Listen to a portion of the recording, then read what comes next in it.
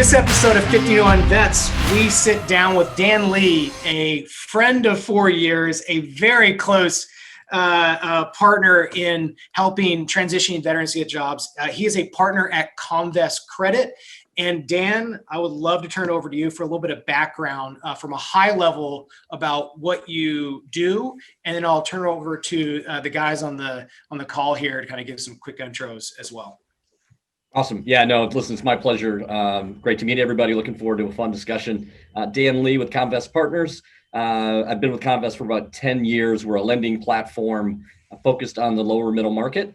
I've been in lending for the better part of 20 years and started on the risk side and then moved into business development. I will say not totally willingly, but eventually once I embraced it, it's been actually a lot of fun. And I realized there's golf involved, which is bananas. So that's been good. I would say in terms of, building our firm, there are three of us that really kind of built it over the years. And so got experience in sort of how you put something together. And also at kind of knowing your strengths and weaknesses, and maybe being completely blind to some weaknesses. I realized, I didn't realize that I was told that I'm a terrible manager, and that I'm great at business development, but I'm just not a good administrator. And so that was tough for me to let go of, but it's made me vastly better at my job. And I'm moving the needle now in ways that I haven't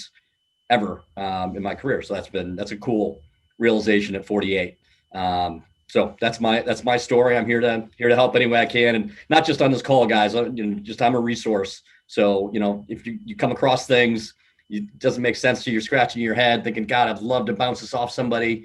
I don't know. I won't have the answer, but I'm a sounding board, and I'm here to help. You guys are, it's incredible what you guys have done. So thank you. And let me know how I can repay the favor. Awesome. And we'll come back to, expanding on what you do day to day, what Comvest does. What does that mean, private equity versus private credit? What do you do in a BD function day to day? But before we get into that, Zach, can you give your background? Yeah, I am a active duty SEAL, have about a year left on my contract. Looking to transition in private equity, small business owner, current MBA student at UCLA, Anderson, and looking to transition from the West Coast to the East Coast. And one of the things that you were kind of thinking through is private equity the route? Is banking the route? Do you go on if you go in private equity, is it on the investment team? Is it on the BD team? Do you go bulge bracket? Do you go to boutique? What's the highest probability with a limited time frame? Things like that. Mike Loray. I didn't know how to spell it. I don't know how to say it. I've been saying it incorrectly for the past. No, you said it perfectly. Loray is the right way to say it. Most people pronounce it Lore, which is incorrect. So thank you for getting my name right. I am Mike Loray, 20-year veteran, SEAL Master Chief, currently looking to retire in February 2021. I'm currently doing a fellowship or internship at an independent sponsor here locally in Virginia Beach. And I'm trying to pursue routes into the business development, space for private equity, mainly on the boutique side, the lower middle market. I find it incredibly fascinating, and I think there's a lot of opportunity based off of my soft skills that I've learned over this 20-year career that I could apply immediately for a lot of those smaller shops that have a fund. And Mike, you were also, I think, another filter that you were thinking through is Florida. Like specifically within all the funds there. Yeah. In a perfect world, I'd like to end up in South Florida or in the Tampa area, although that kind of limits the search. So my primary goal is to find a good shop where I could bring value, but then I could also be exposed to the transaction side of the house, the operations piece, and how the entire business is constructed and how it all plays together. And I think, Dan, that would be great to kind of expand into in a little bit of the pros and cons of being at a larger firm in a BD function versus smaller firm, or maybe you're like number 2 BD person, or they don't even have a BD function. You're cool. You look like you can do this. Welcome to BD. Merrick, what about you? Yeah, let's try it. I was a West Coast SEAL and got out in 2018. to go to the Wharton full-time MBA program. Graduated this last May, had been pursuing commercial real estate investing roles, but that industry is kind of tight right now. Since then, I interned with a first raised venture capital fund and also a real estate fintech startup trying to copy iShares model, but for REITs. Since then, I've been investigating kind of the perpetual capital models for investment holding companies and also venture or startup studios. So, Aperture. And but I think that's really good. It seems a lot of people are in that same phase of like, you spend a month or two of doing a lot of info interviews that helps you kind of narrow up by 5%. And then in the past couple of weeks, we've also been working together like intros to people at like Series A companies, Series B, and then the investors around that, as well as like the buyout community. Mike Sims. Yeah, thanks. Dan, thanks again. So I'm a Marine Raider getting out here in the next few months. My undergrad's in economics, definitely focused on finance or in the financial universe. But as Jordan just said, my aperture too is, if we're talking about 5-degree increments, mine's about 20 degrees. Currently in Goldman Sachs's Veterans Integration Program, which is basically an exploratory kind of immersion program that Goldman Sachs offers. I apologize. 1 second, I have a lawnmower landscaper. No, it's okay. You can go. It's fine. I don't know if it was big. So basically, I'm really just trying to find out where I'm going to land in industry. There are so many interests. There's so many things to do. So at this point in my transition process, I'm really just looking to learn from different people who are in industry to kind of narrow that focus down to maybe a 5% aperture, if you will, and then really focus all of my resources into leaping into that career. And I'm coastal agnostic. It's really about whether I'm going to be a fit for the company and whether or not that career path is a fit for me. So this is an exciting time to listen to all of your experience and all the insight, perspective, and advice that you can give us. So appreciate it. Awesome. So Dan, first question is, so what would you say you do around here?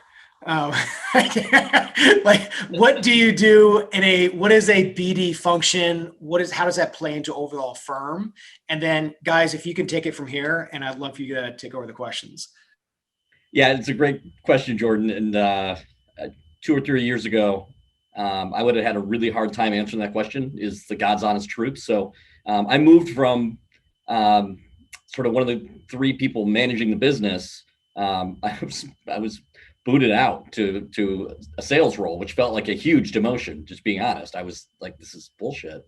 I'm one of the people that built this place. I'm supposed to be in the corner office. I'm up on my pedestal. So I had to learn how to get good at sales. And actually COVID really helped me, because in March, I was pretty sure I was going to lose my job because I had done a bunch of restaurant deals, and that's not a good look when they don't reopen. So fortunately, they're all doing really well. But I basically started acting like I was going to lose my job and learned how to be great at sales again. And this is stupidly simple. The answer is just call. Just, get out there and find ways to connect, engage. So my day-to-day is just, I'm trying to figure out who can I call that might have a deal for me. I orient my days, my weeks, my months. It's not terribly strategic. I don't want to overdo it, but what I make sure is that I have a full calendar. That's for me. What I need to do is have a calendar where I'm going to leave the day feeling like I talked to 12 people today. Each of them taught me something. Maybe they had a deal for me. Maybe they didn't. I mean, I live in a 1% world. Business development is an incredibly low probability world. So you're gonna deal with rejection, loss, humiliation. I mean, just like, and I don't mean to be overly dramatic about it. It's just part of the job. Like, if you're going to be good at it, you got to learn to kind of engage and know that I'm going to learn to love this baby. And 99 times out of 100, I'm going to be told that baby is ugly, or that baby doesn't want me. I mean, it's just like, it's a really tough function to be successful. So you really need to kind of learn. I've learned how to like stay super engaged and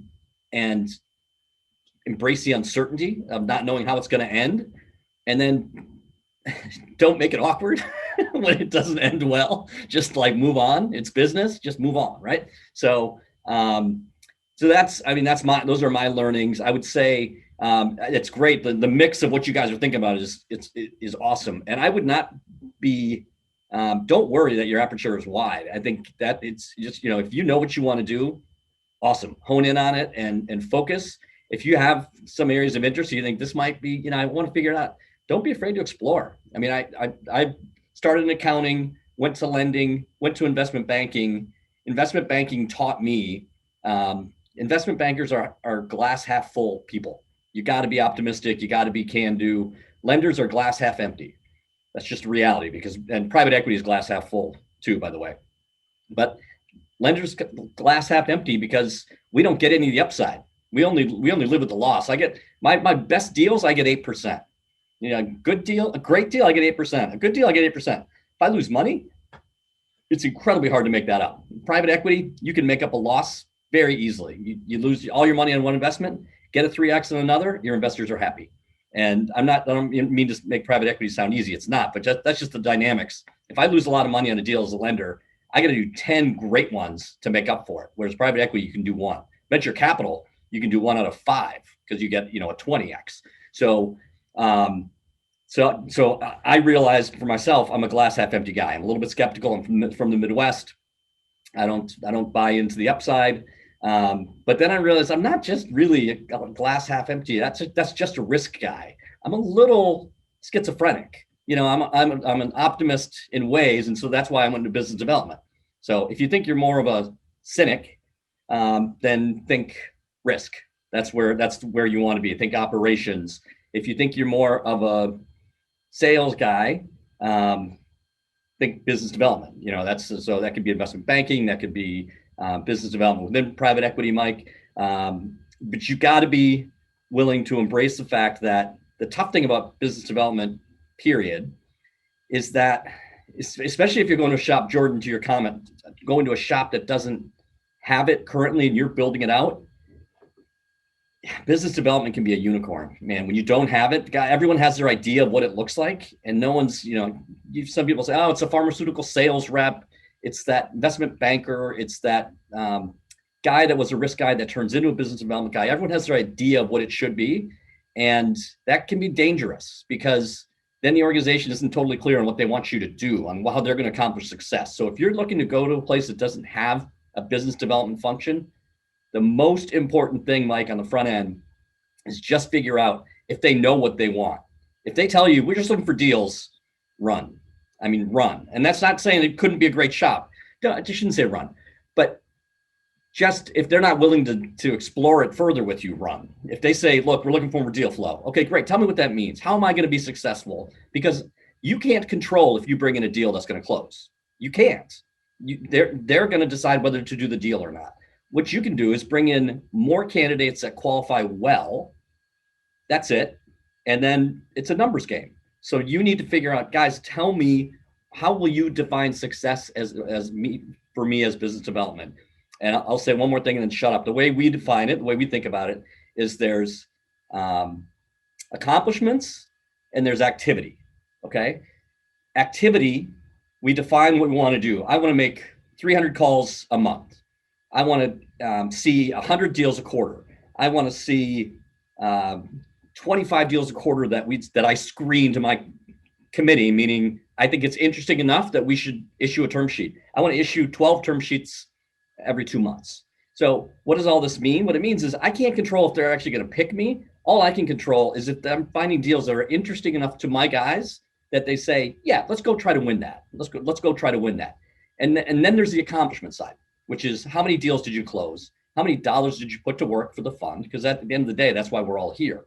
So accomplishment comes over time if the activity is there. So as a BD guy, and especially as a new and developing BD guy, you got to make sure they're focused on the activity side and that they agree the accomplishment will come. Because what happens in some organizations is they say, let's go find someone for $200,000. We'll give them a bunch of upside, or maybe 100,000 with a bunch of upside of closed deals. And what's the worst that can happen? They're not really committed to that position. So whether they're paying you $100,000, $500,000, $1 million a year, you got to make sure they know that they're committed to the fact that you're going to control what you can by the hour of work, by the day of work, by the month of work, and that over time, that will translate to success. But it might take 2 years. It might not be 3 months, it might not be 6 months. And what happens, it gets really awkward in their board meetings. They start saying, Jesus, we paid this guy $200,000, $400,000 in the last 2 years. He hasn't closed a deal.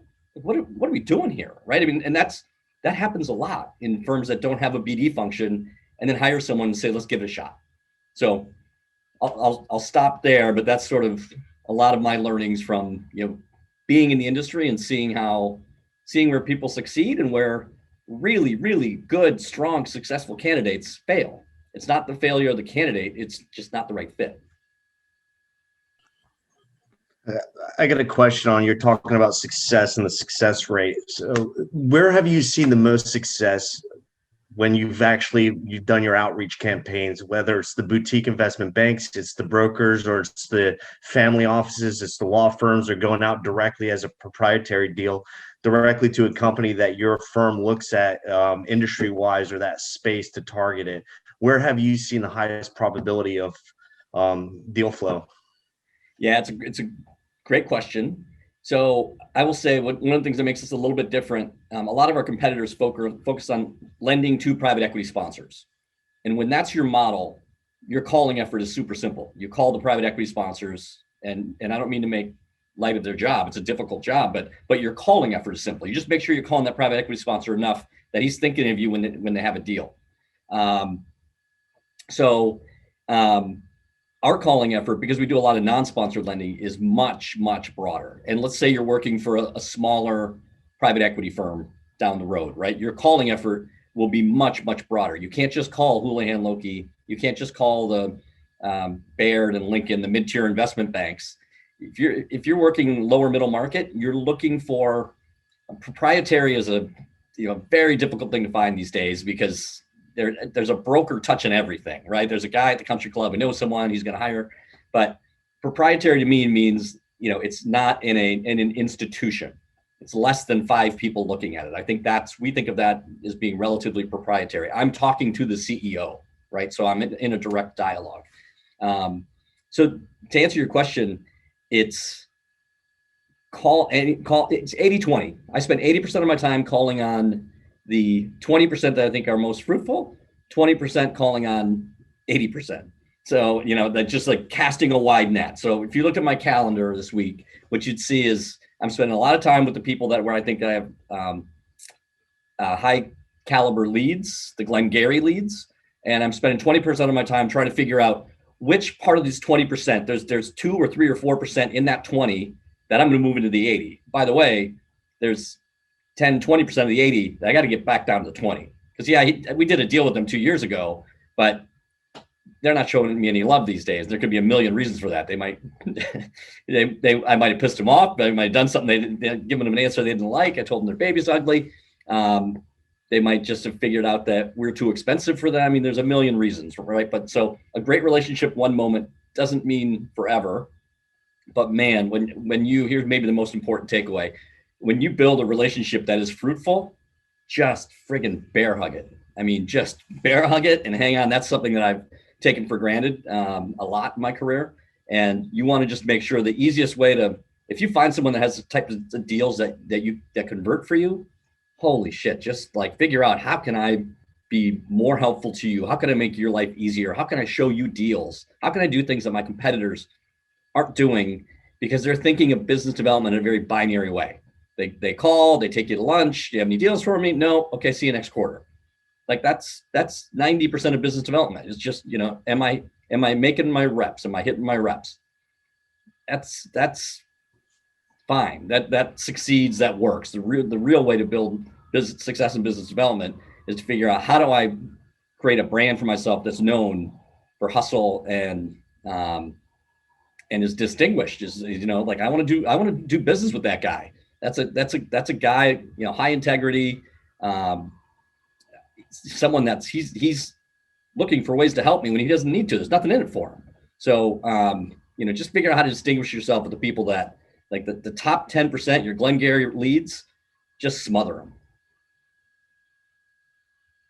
Now, let me just say for Zach on the risk side, I think I started my career in risk. It's a great place to start, and it doesn't preclude you from moving into BD over time if you decide that that's a better fit as your career evolves. There's also leadership roles in both. So I mean, you can have a great career in risk/operations.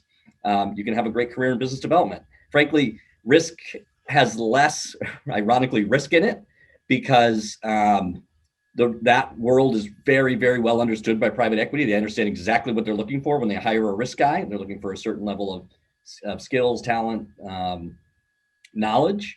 BD is just much less defined. So I'd say, doesn't make it the right call for you, but it is lower risk in the sense that it's a little more square peg, square hole. It's less of that unicorn factor that I mentioned where, I think this is what's going to make BD successful. And it's a great grounding for just understanding our best BD guys were risk guys. So we have a lot of risk guys that never move into BD. And if you met them, you'd go, oh yeah, that guy's not going to be a BD guy. Great guys, but they're just not the kind of sunshine kind of going to develop into the gregarious, they're good risk guys. They're phenomenal risk guys. But our best business development guys were risk guys because they can talk both sides. They know how to be salesmen, but they can also rein it in and say, wow, hold on a minute. That's not right. We can't do that. They know how to balance the risk side of the equation and frankly, just be extraordinarily commercial. Awesome. Quick question. Can you talk a little bit about just big picture comp between, looking at the VPs and BD, your stereotypical, what does that look like for that 1,000-foot view picture, and market, across all market, right? I know it's going to vary depending on the shop or depending on the area. Sure. So in BD specifically? Yes, please. Yeah. So absolutely varies. Larger shops have a very cookie cutter kind of approach. I would say VP, and it obviously by market. If you're in New York or Chicago, I would say it's somewhere generally starting out. It's probably in the 200,000 to 300,000 range, give or take. It's sort of, yeah. I think that's right. Don't quote me on it, but that's my sense. It might be 150 to 300,000. It's probably going to have some component of upside tied to either, tangibles to both components. The way I think comp packages are structured best is tie some of it to achievement, to actually putting money to work and getting deals done, and some of it to accomplishment. I'm sorry, to tasks, to activities. So have some that's achievement. So you're aligned on success, but also make sure that you're being paid for the fact that you're doing the work that's going to lead to achievement, even if the timeline is uncertain. So I would say something between 150, 300,000 in a core market. If you're going to a third tier market, it's probably more like 100 to 200, maybe 250 with upside of, it could be 50 to 100% on top of that for target bonuses. So, and then it'll go, and then if you're successful, it goes up rapidly from there. I mean, once you kind of move into the MD category, you're talking $500,000 to $1 million with success bonuses. You go to partner, you're talking, it's $1 million to $3 million, just depending on if you have a good year or a great year. Awesome. Thank you so much. Dan, is that for partner? Is that across basically funds that are, call it, 250 up to 5 billion, or like how much variability is there? And also, can you talk about like a really important question, which every BD person wonders, which is how and when and how do you best negotiate carry? Yeah. Okay. Good question. So in terms of size of the firm, yes, size of the firm is very important in terms of comp. And let me say one thing before I answer that question. When you're starting out, when you're coming in, comp should be the fifth or sixth thing you're thinking of. I know that's easy for me to say sitting here today, but the way you fit into your first role, whether or not you're there in 10 years, is going to be a bigger determinant of your success than 50 grand here or there. I mean, it's just by a magnitude of 10x. So comp is important. It's honestly, it's an important signifier to the other side to know that you value yourself and you understand the market and you're negotiating and standing up for yourself. So it's not, I'm not telling anyone to fold on it or not care about it. But in terms of making a selection fit, the way you feel about the culture is just, it's so cliche, but it's cliche for a reason. It's just incredibly, incredibly important that you feel like you're surrounded by people you can really learn from and you trust. And because the number one thing that's going to help you succeed early on is feedback. And if the people you're working with that aren't really bought into you, they're not going to give you the right kind of feedback. And not giving you the right kind of feedback, it's going to hurt your trajectory. So you guys are coming out of a unique situation relative to your peers, where you have backgrounds that people cherish. They just like it's something that they relish. Frankly, it's something you got to be careful about, because there's some people who say, I want to hire that guy because he's got to be fucking awesome, right? Because he did that. And they don't have bad intention, but they don't understand that just because you achieved that remarkable, you were a SEAL, you're no more prepared to succeed than the guy that's coming out of MBA. And yes, you have all the characteristics that made you successful as a SEAL, but it doesn't mean that they sort of assume you're going to be able to figure it out, because you figured out that, and you've been in the most intense situations a human being can be in, and you were willing to put yourself, you volunteered to put yourself into that situation. But it's very different when you're sitting in a seat going, I don't know what the fuck I'm doing, right? And I don't know if I can ask for help because I'm not sure I'm supposed to know what I'm doing. And they don't know that you're struggling.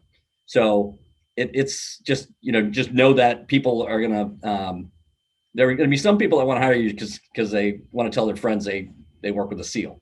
I mean, that sounds, and they're not, there's a lot more that want to do it because they know of all the characteristics you have and they know of the character. So I don't want to be dismissive of, you're going to find a lot more interest than a regular candidate is the good news. So come back to comp, smaller firms, it's going to be on the lower end, that kind of, so let's say in a core market, smaller firms can be more like 150, maybe 200. They just don't have the resources. A $200 to $400 million fund doesn't have the resources to pay $500,000 to a BD guy. But there's that trade-off of, you could also get more exposure to the execution side. You can get more exposure to how the business actually runs. Yeah. And also there's probably other cultural element to it, that you're working directly with the people who are raising that $500 million fund, who are doing everything. Yeah. So 100%. So here's two different paths I'll give you. One is you go to a larger firm that is a very, plug and play. You get the skills and knowledge, and then you bring that to a smaller firm where you can get those sort of knowledge and resources. The risk of going to a small firm is they don't have the capacity to train you, the same capacity to train you. They don't have the institutional knowledge. They're deal guys, right? When guys spin out and start their own firm, they're hungry, right? That's good, but they're hungry. They're trying to figure out, how do I get deals done? I got to feed my family, right? I'm waking up every day at zero. And I left a cushy job at a bigger firm, and my wife's going to leave me if I don't get fucking deals done. So I can't afford to have this BD guy come to my office all the time saying, hey, should I call this guy or that guy? I call this guy and he has this deal. Is this interesting? So that's not a knock on small firms at all. It's part of what makes them successful, is that they're super duper hungry, and they've made the decision to, I'm going to go from comfort to hunger. I think I'm better when I'm hungry. So I'm a huge fan of small. But you just got to know there's bandwidth issues there, and just understand that you've got to be able to manage. You're going to have to be more self-sufficient at a small firm than a large firm generally. And Dan, that's an interesting point, because there's a well-beaten path from your undergrad to getting into investment banking, which then opens up doors for you in all kinds of directions. And then a lot of guys, then they do some investment banking stuff when they're young. Then they get their MBA, they come back as associate, and then peel off to hedge fund or PE or something, or they stay in or whatever. But that's generally, how the door opens. And it's interesting from our standpoint, we've already opened our door relative to our industry, if you will, in special operations, which is, highly competitive, difficult to get in, long-term investment, the wife's never happy kind of thing, because the hours invested. and then, so there's a lot of, lower market, middle market firms or smaller companies or funds that are willing to ingest guys who are hungry, guys and gals who are hungry, but they don't have that academic experience in terms of that onboarding process that investment bank would have. So we find ourselves in a predicament because in order for us to secure a spot in an investment bank, usually the people that we're going to be, competing for those spots are 22, 24 years old. Right. And they don't have any baggage. They have nothing else going on. Their time is going to be fully invested in that project. So, whereas it would be optimal for us to get, kind of a structured onboarding, if you will, into the industry, but we're not competitive in the stance that I'm 38 years old. I have 2 kids. I've already lived quite a bit of life at this point. So while being a special operator, being in the military or a vet or what have you is a great conversational piece. People like to talk about it because it's different. It loses steam as soon as you start pivoting into, okay, what options do I have? So the risk is I can go into, it's maybe a little bit easier to go into a smaller firm relative to Goldman, let's say, or Apollo or KKR, where they have well-beaten tracks and a good development pipeline for younger talent. So we can go to these smaller firms where everybody has an appetite and there's a buffet of food, but I don't necessarily know how to chew it. I don't know how to use the chopsticks, so to speak. So then that's the risk that I'm taking on, is there's a chance that I don't actually generate any business because I don't have the skills. So that's where, I over this last 2 months or so, I've realized it's a difficult spot because I want the really kind of rigorous structured training pipeline because it gives me more confidence. I can get more of it in a shorter amount of time.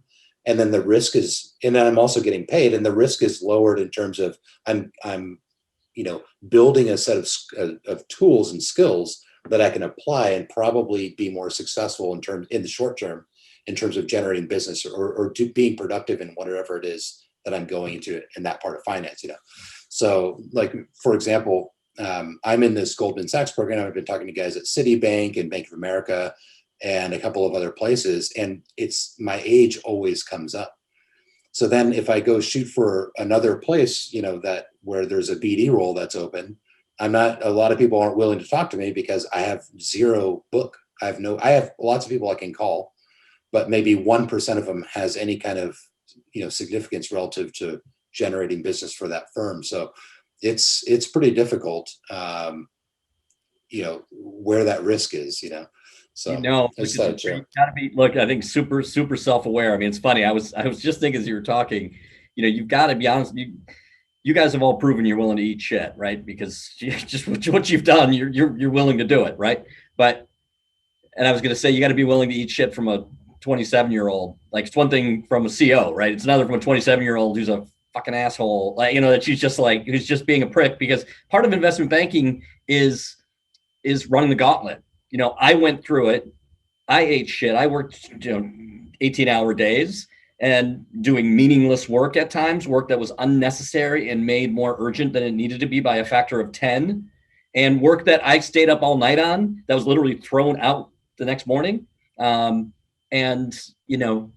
So there's that. You got to make sure you're willing to sign up for that if you're going to go into something like investment banking. The other challenge, though, as you were talking, is the managers have to be comfortable that the 27-year-old is actually willing to tell you to eat shit. Like, when you give him a nasty look, it's different than the 23, 24-year-old giving him a nasty look. The pencil. Dan, I think there's another really interesting point here. There's one of the vets we know in the transitioning community. He went to a bulge bracket investment bank. He was an associate after he got his MBA. And he said one of the reasons why he felt like he failed in that is that he was always walking on eggshells and he forgot who he was. And he went on the other side of being more super conservative. I don't want to hurt anything, as opposed to the super aggressive. But there's just be who you are, be professional, and how to carry yourself. And it's okay that you're at that stage in life and also doing analyst or associate work, just being who you are. Right. Yeah, no, I think so, Mike. It's you got to be able to acknowledge that. the strengths and weaknesses you bring to the table. You've got to be cognizant of. Maybe I'm a huge fan of investment banking. I mean, I just am, because I think just for a stint, like, just because you get a taste of everything, you just sort of get put through your paces, gives you a chance to figure out, am I more of a debt guy or an equity guy or an M&A guy? And it opens doors, frankly. So I think, that's great experience, period. Just as consulting is for either of those for private equity. But I think, I think your points are well made, and you've got to figure out how to. If you go to a smaller firm, they're not going to be well equipped. So you can. That's not a bad decision by any means. Jordan's points about you get more direct access, you're getting more responsibility, you're getting more opportunity, are all true. All of those bring more risk, because people, you got to be moving the needle there, and you got to figure out how to figure out with them, with hard, honest conversations on the front end, are you really ready to help me succeed?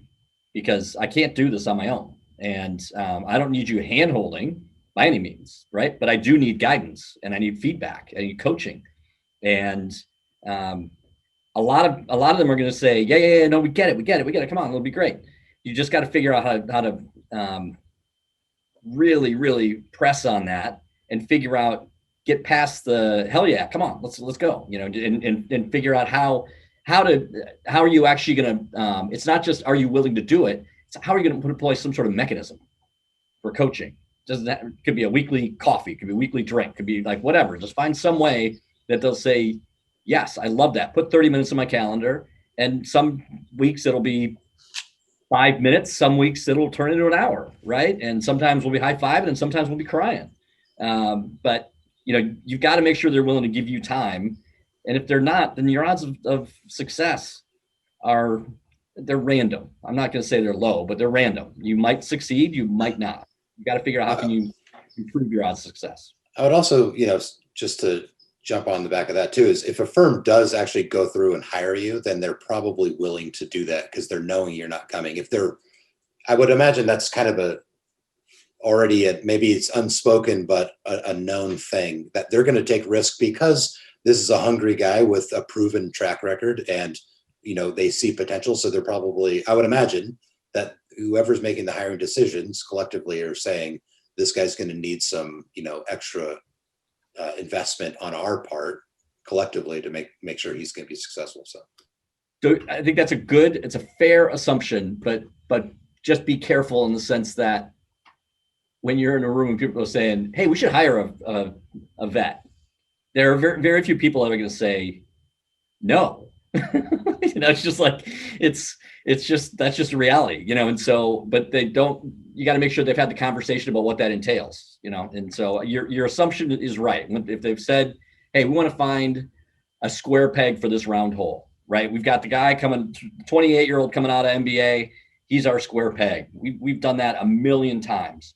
We think, and it's also true that an organization that's willing to do this has most likely been very thoughtful about it, has said, why are we doing this? We're not doing this to do them a favor. We're doing this for this. It's the same reason that you focus on diversity. You don't do it so we can put up our board package and show that we have diversity. If you don't buy into the fact that diversity is actually meaningfully helpful in investment decisions, then you're actually setting, when you bring people of other backgrounds in, you're actually setting them up to fail, because and then that propagates the idea that, well, it's just a white man's industry. So that's kind of a tangent, but one that we are ourselves struggling with. And so when you bring so diversity is something that is challenging because there's no playbook for it, right? And so in this context,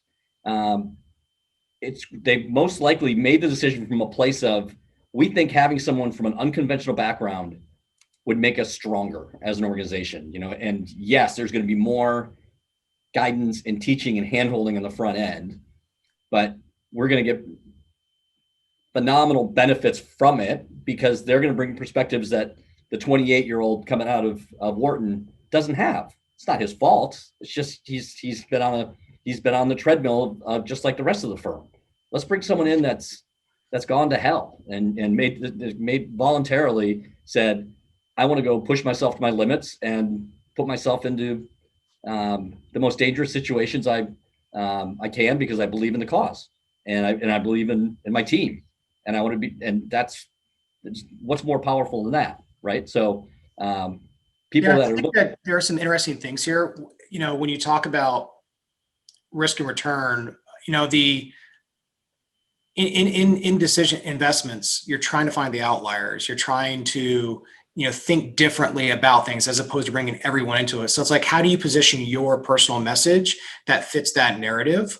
I think is a really interesting concept. And maybe we have 4 minutes left, so I'd like to kind of wrap up with some takeaways here. Some of the key takeaways I've had, I'd love to hear what you guys are thinking is, number one, your point about accomplishments versus activity made me think that veterans who are transitioning need to have an activity tracker. How many info interviews are you doing? Track that. And then take notes. Ask for 2 recommendations from Dan. Who are 2 people in Florida or whoever that you think are interesting? Hey, would you mind doing an intro? That's one takeaway, is tracking activity. Another takeaway is 80-20. So find the people in your network who are the 80% benefit, who are the super connectors that you spend more time with throughout your transition. The third thing is talking about culture over comp, fit over fortune, and then realizing that this is a long time horizon as opposed to getting it right on the first try, and you want to make the most money on the first thing. The next takeaway is how do you de-risk you as a candidate versus other more competitive, you know, people that might have an MBA fresh out and they did 2 to 4 years of banking. How do you de-risk that? And I think a great way is you connect with someone and say, hey, can I do like maybe a 1 or 2 month remote internship? You know, Dan, I know you have 8,000 contacts in your CRM. I bet 2% of them have full data that you want. Can I just start scrubbing that for you on a weekly basis? And then, by the way, you know, it costs you nothing because your tax dollars pay for the SkillBridge program or SOCOM Care Coalition. And here's what I can do specifically for you. So I think de-risking it and finding an entry point. And then the next thing, which is more of a question, is like, you know, should you address the elephant in the room on your background and say, like, listen, I know this is where I'm at, how old I am, and you can go pick an MBA, but here's what I think I can offer. And I think it almost expresses like that you are very open about where you're at. And this kind of goes into the crowd who are 35 to 40, who might or might not have an MBA, or the people who are over that. Or that sounded bad. So those are my key takeaways. But guys, what are your thoughts? Mark, what's maybe one key takeaway you had? Yeah, it was kind of along that comment on the accomplishment versus activity. It's, you know, any relationship is a two-way date. So talking to a company, firm, or someone there is, you know, if they're saying something like BD, what does that mean for them? What does it mean for you? And just like functionally, are you aligned on the expectations of that? Because if you're brought on for something and your skills or what you're doing just doesn't match for that, it's ultimately not going to be a good fit. Cool. Mike Lorre. I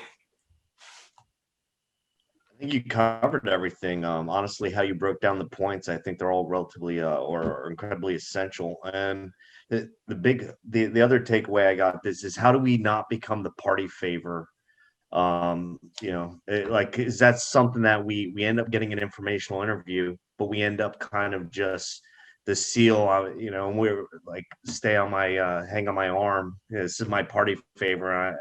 I'm kind of an instrument to show off, versus somebody of substance where I have a lot of skills that I am the better candidate, but you don't necessarily understand that. And it's getting past that point.